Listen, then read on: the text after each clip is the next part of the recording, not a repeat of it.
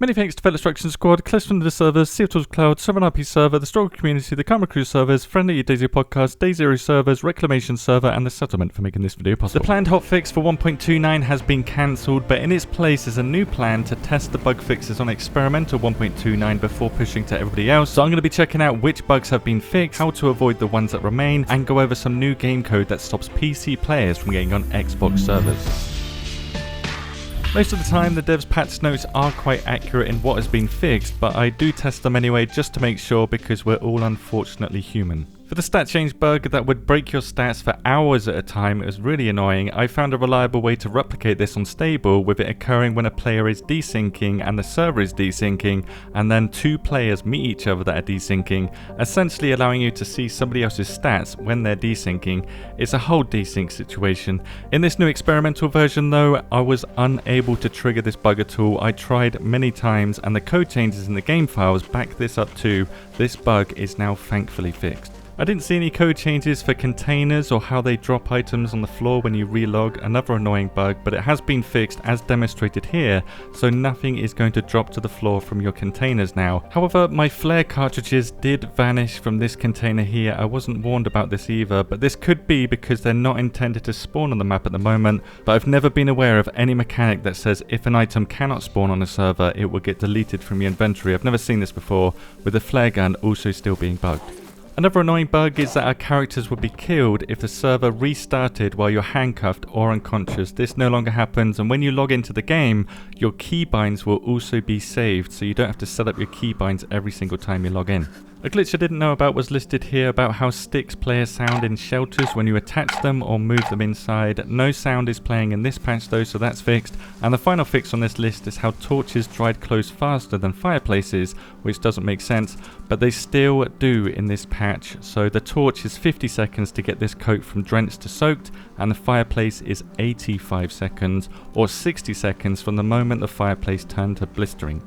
A bug that was fixed recently is a vicinity bug, which would hide your loot in the vicinity window if there was too many items in here. This has been fixed like I said in a previous video, but what I didn't say in that video is how this broke the 7 item drop method to retrieve stuck loot. So basically, stuck loot like this is gone forever now, as a 7 drop method will no longer work.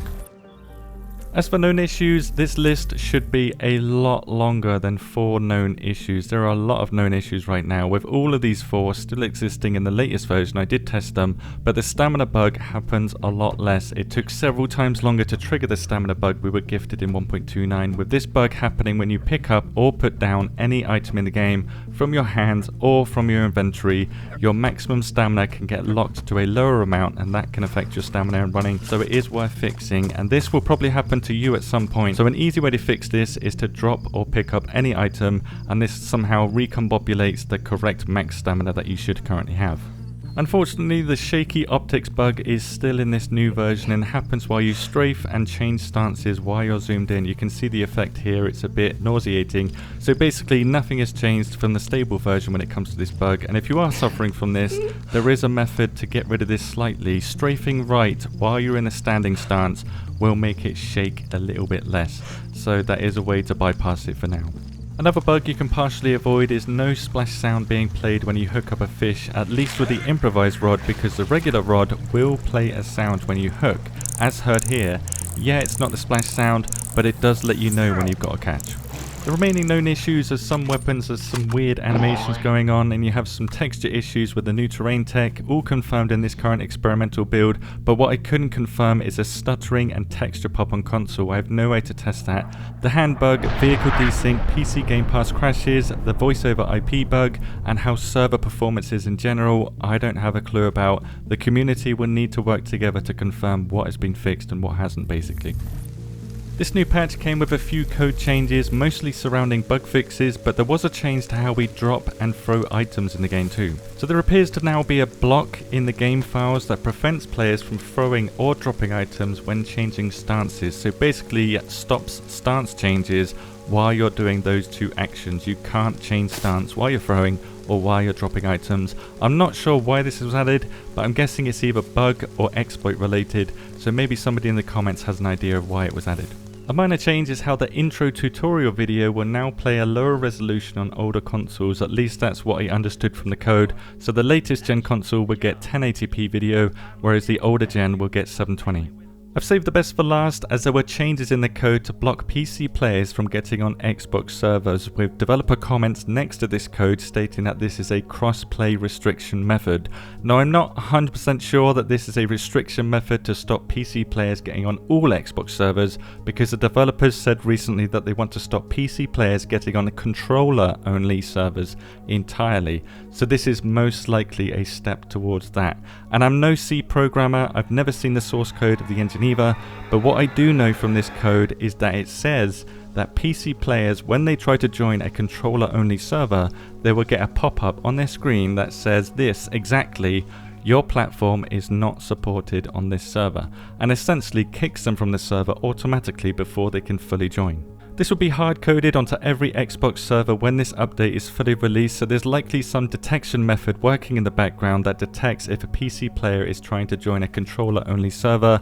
If that is true, cheat developers, when this patch releases, will probably try to bypass this detection system, and they might still gain access. They might be able to find a way around this, but there's way too many unknowns right now to be sure of how this is all going to play out. All we know for sure is that PC cheaters will have access to mouse and keyboard Xbox servers from now on, whether you, your friends, or the developers like it or not, which is unfortunate because these are the most popular servers on Xbox, but that will probably change from the messages I've seen from players and server owners. They feel completely betrayed, and I feel their pain, even though I don't play on Xbox. I wouldn't be surprised if DayZ Xbox loses a lot of players due to cheater frustration as a result of probably the worst decision that has been made to DayZ in years, because this only helps the cheaters and the cheat developers. Everybody else, including Bohemia Interactive, has lost in this situation, and gaining player trust back is a lot more complicated and expensive compared to the cost of stopping cheaters. I just hope that lessons were learned from this absolute calamity. For those concerned that this cheater situation and new bugs are the beginning of the end for DayZ, we have seen much worse times. You couldn't go upstairs or ladders without a good chance of dying, and even doors wanted you dead. Half the time you played DayZ, you got DayZ'd. So while DayZ isn't perfect, it is much better than what it was. And anybody that says otherwise, you were not there, man. Recovering from lows of 3K players total to what it is today, in comparison, 1.29 is a small bump in the road, but it will still be remembered as a patch that the developers will want to forget.